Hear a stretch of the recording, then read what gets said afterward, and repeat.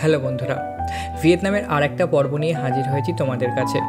আজ আমরা যাব সেন্ট্রাল ভিয়েতনামের অন্যতম স্পেশাল অ্যাট্রাকশন সান ওয়াল বানা হিলস। শোনা যায় স্বাধীনতার আগে দানাং শহরের বানা পাহাড়ের উপর গরম থেকে বাঁচতে ফ্রেঞ্চরা মোট 200টি ভিলা নিয়ে একটি ছোট্ট ফ্রেঞ্চ কমিউনিটি তৈরি করেছিল। পরবর্তীকালে ভিয়েতনামি সরকার এই জায়গাটি ঘিরে একটি অ্যামিউজমেন্ট পার্কের নির্মাণ করে আর তার নাম দেয় সান ওয়াল। সো গাইজ, ওয়েলকাম টু সানওয়াল বানা হিলস। আজ আমরা সারাদিন সানওয়াল ঘুরে দেখব এবং কমপ্লিট ইনফরমেশন তোমাদের সাথে শেয়ার করব। তাহলে চলো তোমাদের ঘুরিয়ে নিয়ে আসি ভিয়েতনামের বুকে এক টুকরো ফ্রান্স থেকে। গুড মর্নিং, সুপ্রভাত বন্ধুগণ। আজকে আমরা হইয়ান থেকে যাব বানা হিলস। এখানেই সামনেই পড়বে 1.5 ঘন্টার রাস্তা। আমরা একটা গাড়ি বুক করে নিয়েছি, ক্লুক থেকে বুক করেছি, এবং আমরা যে বানা হিলসের টিকিটটা সেটাও ক্লুক থেকেই বুক করেছি। এটাই আজকের আইটিনারি। সান ওয়ার্ল্ড বানা হিলস হচ্ছে একটা পাহাড়ের উপর অ্যামিউজমেন্ট পার্ক। আগে অ্যাকচুয়ালি এখানে ভিয়েতনামে ফ্রেঞ্চরা রুল করেছিল কিছু সময়ের জন্য, তো ওই জন্য পাহাড়ের উপরে যে ফ্রেঞ্চ কলোনি আছে সেটাকে ঘিরেই ওই পার্কটা বানানো হয়েছে, অ্যামিউজমেন্ট পার্কটা বানানো হয়েছে। হোটেল থেকেই ব্রেকফাস্ট করে নিয়েছি টুকটাক, আর ওখানে আমাদের লাঞ্চ ইনক্লুডেড, বানা হিলসে লাঞ্চ ইনক্লুডেড। এখানের বাড়িগুলো আমি লক্ষ্য করলাম যে একমুখো, মানে হচ্ছে সাইডগুলোতে বিশেষ কোনো ব্যালকনি নেই, ছোটো ছোটো এইটুকুনি জানলা আছে, আর একটা দিক মুখো, আর খুব মানে সরু সরু টাইপের চ্যাপ্টা টাইপের বাড়িগুলো। আমরা ক্লুক থেকে বানা হিলসের টিকিট বুক করেছিলাম। অনেকগুলো অপশানস থাকবে, তোমরা বানা হিলস অ্যাডমিশন টিকিট প্লাস লাঞ্চটা বুক করবে। আর রইল কীভাবে পৌঁছবে সেটাও আমরা ক্লুক থেকেই একটা প্রাইভেট কার বুক করেছিলাম উইথ রিটার্ন অ্যান্ড ড্রপ। আমাদের টিকিট, লাঞ্চ আর গাড়ি সব মিলিয়ে পার হেড 5,500 টাকার মতন পড়েছে। হইয়ান থেকে বানা হিলস পৌঁছতে 1.5 ঘন্টার মতন সময় লাগে। আর যদি তোমরা ট্যুরটা দানাং থেকে নাও, টিকিটের সাথে শাটল বাসের সুবিধাও পেয়ে যাবে। তো আমরা চলে এসেছি বানা হিলস, নিচে দাঁড়িয়ে আছি। এখান থেকে আমাদের যে ক্লুক পাসটা আছে সেটাকে রিডিম করতে হবে, ভাউচার নিতে হবে, নিয়ে আমরা চলে যাব একদম উপরে রোপওয়ে করে। তো দেখি কোথা থেকে এখন ক্লুক পাসটা নেওয়া যায়। আই হোপ এইখান থেকে আমাদের ভাউচারটা কালেক্ট করতে হবে। আমি ক্লুক থেকে যেহেতু টিকিটটা বুক করেছি, তাই এখানে টিকিট কাউন্টারে গেলে আমি ভাবলাম হয়তো এখানে একটা বারকোড দিয়েছে, ওইটাকে স্ক্যান করি হয়তো ভাউচারটা কালেক্ট করতে হবে, মানে টিকিট পাস কালেক্ট করতে হবে। তো আমাদের টিকিট কাউন্টার থেকে বললো যে না, এটা আপনাদের ডিরেক্ট পাস, এটা শুধু এন্ট্রিতে দেখালেই হয়ে যাবে। তো একদিকে ভালোই হলো, ক্লুক থেকে কিন্তু বেশ ভালোই, মানে সব কিছু একদম মানে ডিরেক্টলি বুক হয়ে যায়। আমার হাতেই তার মানে টিকিট আছে, এই যে এটা আমার টিকিট, এই যে এটা হচ্ছে ডিরেক্ট পাস। গন্ডোলা রাইডটা কিন্তু লাইন পড়ে, পারলে তোমরা একটু সকাল সকাল চলে আসবে, তার কারণ একটু জ্যাম লেগে যায়। আর সকাল সকাল এলে, আমরা এখন যেই সময়তে এসছি এখন বোধহয় 9টা বাজে, অনেকটাই ফাঁকা। এরপরে কিন্তু গ্রুপে লোক আসে, তাই অনেকটা ভিড় হয়ে যায়, কনজাস্টেড হয়ে যায়।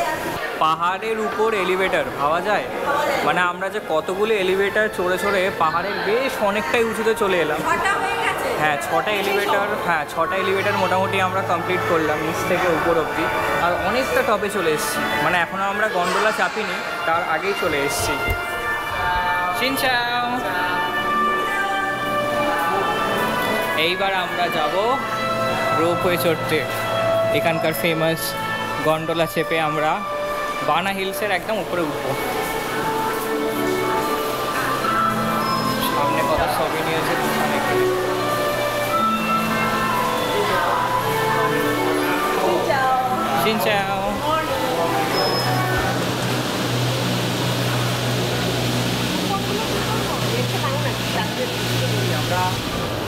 বাবা, এটা তো হেভি স্পিড। ভিডিও করছিস? ও হ্যাঁ, দুর্দান্ত এক্সপিরিয়েন্স, দুর্দান্ত। আর সামনে ভিউটা দেখো বন্ধুরা, তোমরা ভিউটা দেখো, অসামান্য।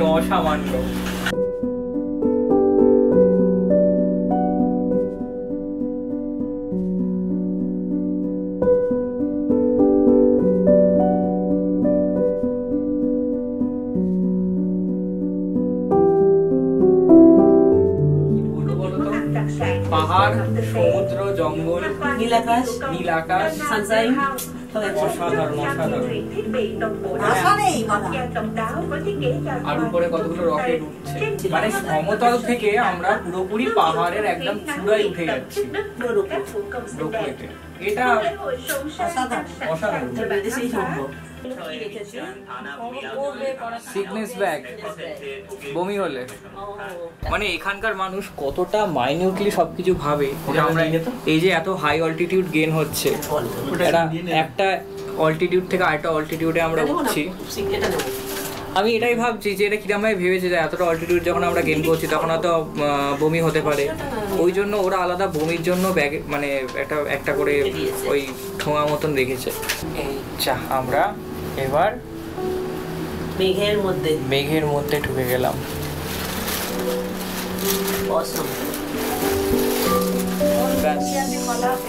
আমরা এখন মেঘ বালিকার কবলে। আমি এটাই ভাবি কোথা থেকে শুরু করলাম, কাঠ ফাটা রোদ থেকে শুরু করলাম, একদম আমরা মানে মাটি থেকে একটা সমতল থেকে, আর এখন চারদিকে মেঘ এবং হালকা হালকা গা ছমছমে ঠান্ডাও করছে, শীত শীত লাগছে।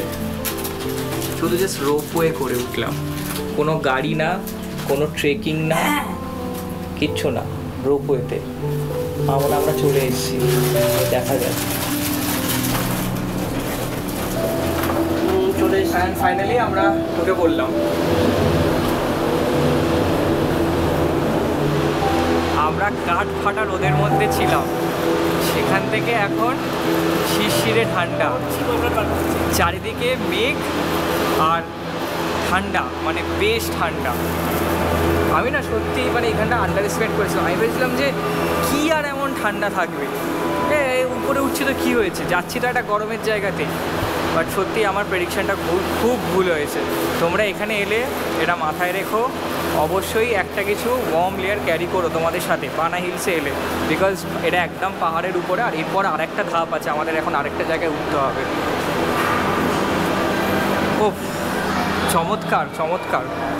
এই ফ্রেঞ্চ ভিলেজে তোমরা যদি না আসো তাহলে কিন্তু খুব বড় মিস করবে, খুব বড় একটা মিস করবে। যদি দানাং আসো এবং বানা হিলসটা না রাখো তোমাদের ট্যুর আইটনারির মধ্যে, তাহলে আমি বলবো বড় মিস করবে। আর আমরা এখন কোথায় বেরোতে চলেছি? স্বর্গে প্রবেশ করছে এই যে সানওয়াল।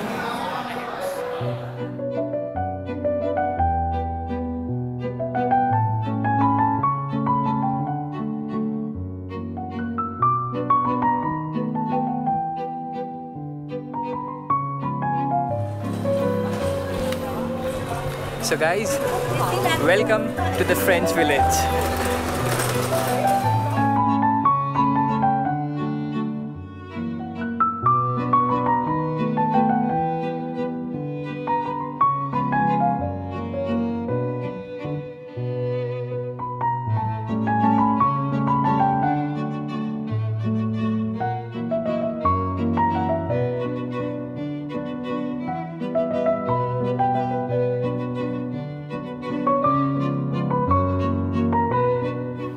জাপান না চায়না না ভিয়েতনাম না কোরিয়া, কিচ্ছু বুঝতে পারছি না, সব মিলেমিশে একাকার। বানা হিলস এত সুন্দর করে সাজানো, এত সুন্দর করে সাজানো, আমি মুগ্ধ। আর মাঝে মাঝে এই রোদ কুয়াশার খেলাটা আরও সুন্দর লাগছে, ঠান্ডাও আছে এবং তার সাথে সাথে আবার রোদও উঠছে মাঝে মাঝে। আমরা এখন চলে এসেছি লিনচাও লিনতু মন্দিরে। এটা পুরোপুরি না ওই জাপানিজ আর্কিটেকচার মতন বানানো। আমার পিছনে একটা পাগোডা দেখতে পাচ্ছ, অসাধারণ লাগছে। আমি না সত্যি বুঝতে পারছি না আমি কোথায় এসেছি, মনে হচ্ছে আমি জাপানে চলে এসেছি। এত সুন্দর সাজানো পার্কটা, এত সুন্দর সাজানো, এত ওয়েল মেনটেন, অনবদ্য।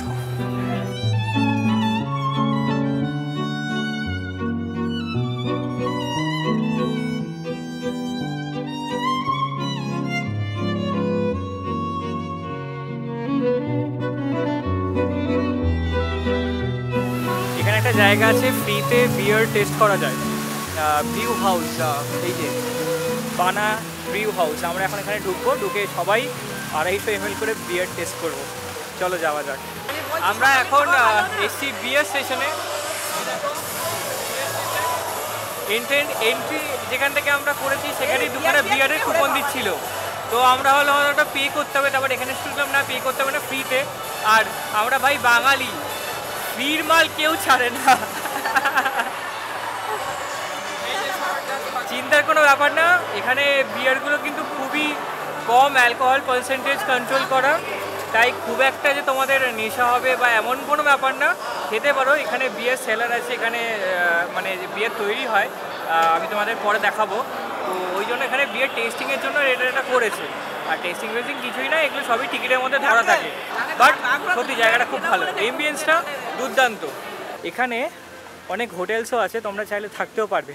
অনেক লোকের স্যুটকেস সাথে বেরোচ্ছে দেখলাম। আমি এখানে একটু খোঁজ খবর নিই যে কীরকম এখানকার ভাড়া হবে। আমার মনে হয় তুলনামূলকভাবে অনেকটা বেশিই হবে, কিন্তু জায়গাটা সেরা, নো ডাউট।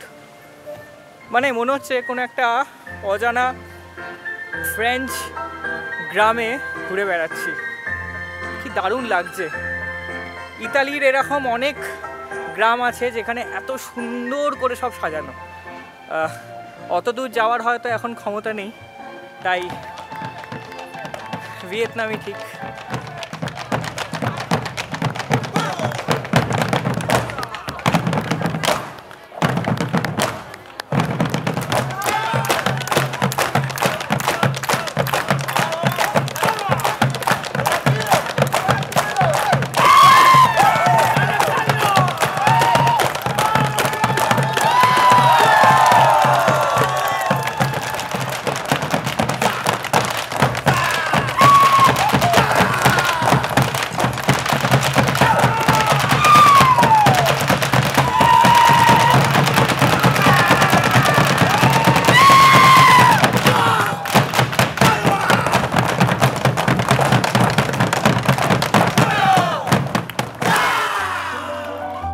বানা হিলস বেড়াতে এলে এরম প্রচুর পারফরমেন্স তোমরা দেখতে পাবে।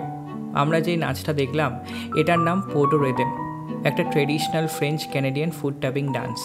বানা হিলস বেড়াতে তোমাদের দুর্দান্ত লাগবে, মনে হবে ফ্রান্সের কোনো অজানা শহরে হেঁটে বেড়াচ্ছ।